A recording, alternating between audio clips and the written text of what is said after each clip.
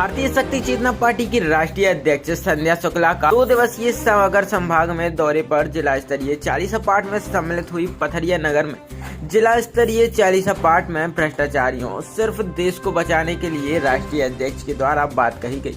वहीं वंडा तहसील के घोघरा ग्राम में जिला स्तरीय 40 पाठ का समापन हुआ। कार्यक्रम में भगवती मानव कल्याण संगठन के केंद्रीय मुख्य सचिव आशीष शुक्ला ने पत्रकारों से बात करते हुए बताया कि हमें नशे एवं मांस से मुक्त चरित्रवान समाज के निर्माण के लिए कार्य कर रहे हैं।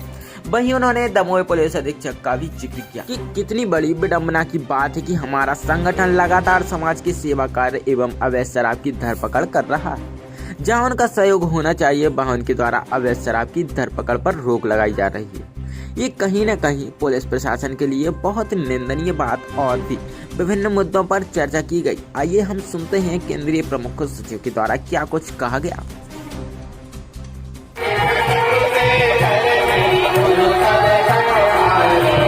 दिवसीय सागर संभाग में आप लोग आए, क्या कुछ कार्यक्रम रहा है, क्या जनता से रुझान? भगवती मानव कल्याण संगठन के तत्वावधान में वो कार्यक्रम संपन्न हुए। कल शाम को पथरिया में समापन हुआ और आज बंडा तहसील में ग्राम में समापन हुआ। हजारों लोग उपस्थित रहे। तो अच्छी बात है कि इन कार्यक्रमों से सैकड़ों लोग नशा मुक्त होने का संकल्प ले रहे हैं, अपने घरों में माँ की साधना करना प्रारंभ कर रहे हैं। सद्भावना, भाईचारे और सच्चरित्रता का पाठ करते हुए समाज को भी प्रकाशित करने का कार्य कर रहे हैं। ये बहुत ही सफल कार्यक्रम हुए। 2 दिन के कार्यक्रमों में हजारों लोगों ने नशा मुक्ति अभियान लगातार तेजी से चल रहा है। प्रशासन ने रोकने का प्रयास भी किया, फिर भी आप संगठन लगातार धरपकड़ कर रहा है। देखिए, नशा मुक्ति अभियान अब तो हमारी रगों में है, क्योंकि हम लोग एक सोच लेकर ही चल रहे हैं कि जब तक अपने पूरे भारत देश को नशा मुक्त नहीं कर लेंगे तो हम लोग शांत नहीं रहेंगे। और रही प्रशासन की रोकने की बात, तो आज ही मैंने एक न्यूज़ पढ़ी, मेरे शायद मोबाइल में होगा, मैं आपको थोड़ा सा इसका हवाला देता हूँ कि हाँ, तेंदुखेड़ा में भी कार्यक्रम हुआ। उसमें अभी आपके आज ही के पेपरों में छपा है कि शुक्रवार को एसपी ने सभी थाना प्रभारी व चौकी प्रभारी को सामाजिक समरसता कार्यक्रम, साइबर अपराध जागरूकता कार्यक्रम पर चर्चा की। इस दौरान अवैध शराब विक्रय को रोकने के लिए व लोगों में नशा के विरुद्ध जागृति लाने के लिए तथा नशा मुक्ति अभियान चलाने व कार्रवाई करने के लिए निर्देशित किया गया।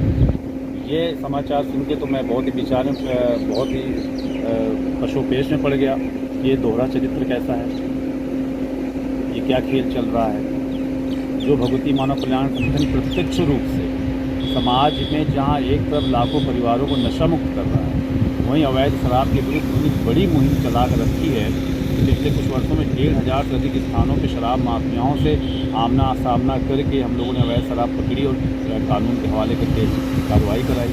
लेकिन आप कैसा खेल खेल रहे हैं? क्या प्रत्यक्ष खेल चल रहा है कि आप इस तरह के कार्यक्रम करते हैं और आप संदेश देते हैं समाज के बीच में, गाँव में, तेंदुखेड़ा में कार्यक्रम किया आपने, और आप कह रहे हैं कि अवैध शराब की बिक्री को रोका जाए, सामाजिक समरसता बढ़े। कैसे सामाजिक समरसता बढ़ेगी?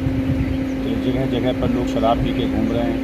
हमारे सागर संभाग में हजारों ऐसे स्थान हैं जहाँ शाम के बाद हमारी बहनें बेटियाँ घर से बाहर नहीं निकल सकती। शराबियों के अड्डे बने हुए हैं।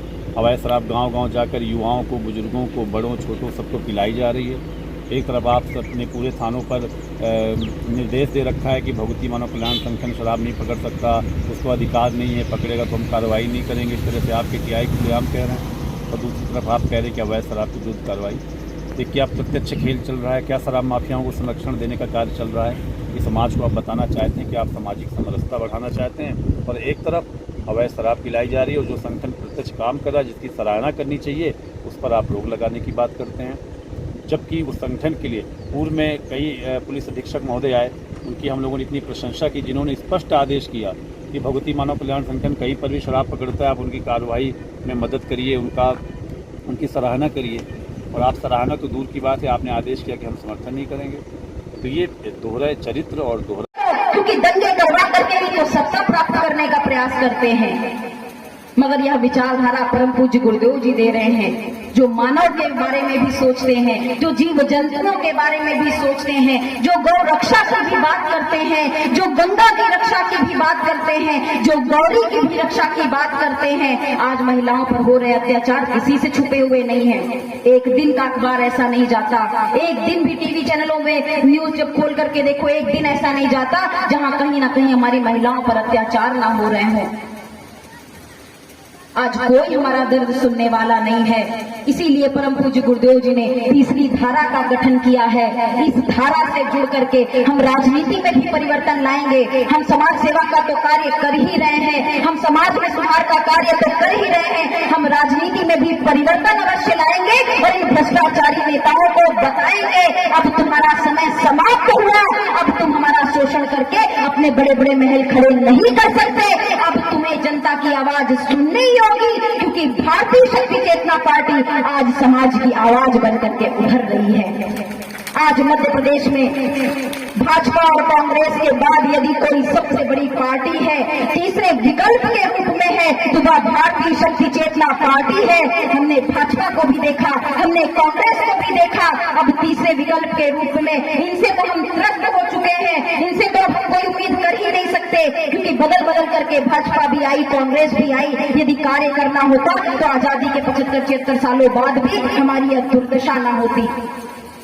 इसीलिए तीसरे विकल्प के रूप में भारतीय शक्ति चेतना पार्टी का गठन किया गया है। हमें सत्ता सुख का लोभ नहीं है। हम आज नहीं जीतेंगे तो कल अवश्य जीतेंगे, क्योंकि विश्वास है हमें एक ऋषि की चेतना तरंगों पर। जिस प्रकार से हमें आप सभी का साथ मिल रहा है, हमें पूरा विश्वास है कि संघर्ष बहुत आएंगे रास्ते पर, मगर यदि आपका और हमारा साथ यूं ही बना रहा तो जैसा अभी भाई कह रहे थे कि आदेश दीजिए, हम अपने प्राणों की भी आहुति दे देंगे। मेरे भाइयों बहनों, ऐसा दिन कभी ना आए कि आपको अपने प्राणों की आहुति देनी पड़े। यदि कभी ऐसा दिन आए तो प्रगट सत्ता हमारे प्राण हल ले, मगर यदि आप आदेश चाहते हैं इतनी निष्ठा विश्वास के साथ कि आप जान भी देने को इस देश की रक्षा के लिए तैयार है, तो आप जान मत दो भाइयों बहनों, जान फूंक दो इस देश पे, जान फूंक दो इस देश के युवाओं पे, कि वो जागे और इस समाज के लिए एकजुट होकर के जाति धर्म संप्रदाय के भेदभाव को भूल करके हमारे साथ आगे बढ़े और एक बार पुनः वो भारत माता जिसका इन्होंने शोषण करने में एक बार विचार भी नहीं किया, हम